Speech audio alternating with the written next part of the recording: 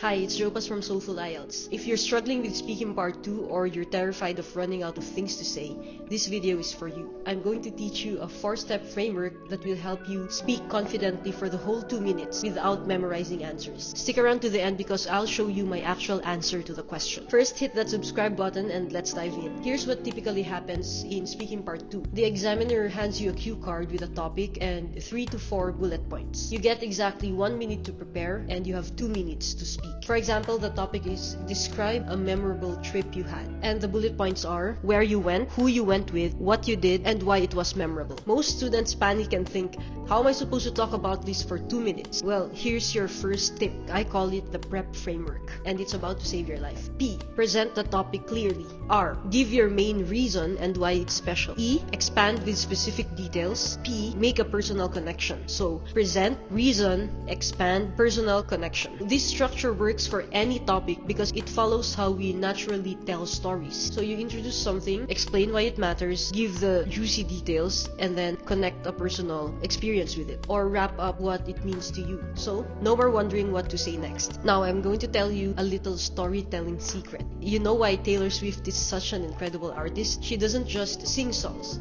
She tells stories that make you feel something. The same principles apply to IELTS. Compare these two approaches. The boring version. I went to Japan, it was fun, I saw places. The engaging version. I finally visited Japan last year, a country I had always dreamed of exploring. The rich culture, amazing food, and breathtaking views were all worth the stress of saving and planning. See the difference? Details bring your story to life. Let's talk about fluency connectors. Smooth connectors that make you sound naturally fluent. For sequencing, you can use first of all, then, after that, finally. For adding details, not only that, in addition, what's more. For personal thoughts, you can say honestly, looking back, to be fair. So listen to this. First of all, we visited Hiroshima, which is famous for its tragic history. Then, we went to Kanazawa, where I tried a special sake. Honestly, it was one of the best experiences of my life. It's smooth, right? Now let's talk about common mistakes. Before we get to the example, let's quickly cover what not to do. Mistake number 1, overthinking grammar. Focus on fluency and not perfection. Mistake number 2, speaking too briefly. Expand with details, don't just list facts. Mistake number 3, speaking too fast. Pace yourself to sound natural. Remember, the examiner wants to hear you communicate naturally, not recite a perfect essay. Now let's use the P.R.E.P framework with our Japan example. The most memorable trip I had was when I visited Japan with my family. I went to Osaka with my 2 other brothers. It was my first time abroad and it was their first time visiting Japan, so that made it really special.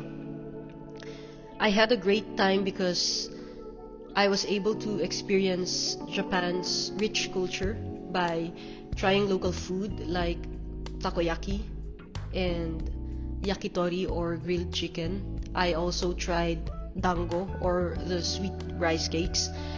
And of course, I tried different types of sushi.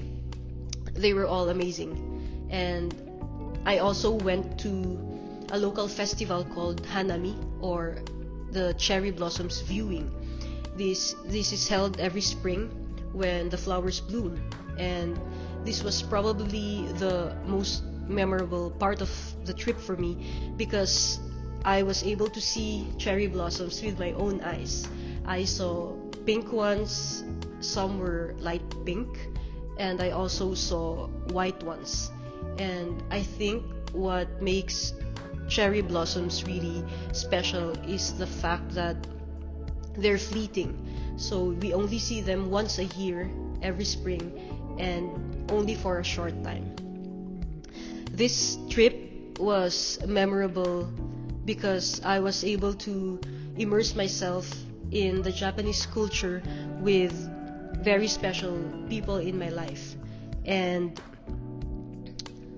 I hope to visit Japan again in the future when I get the chance to try more local food, to experience more local festivals, and hopefully to see more cherry blossoms.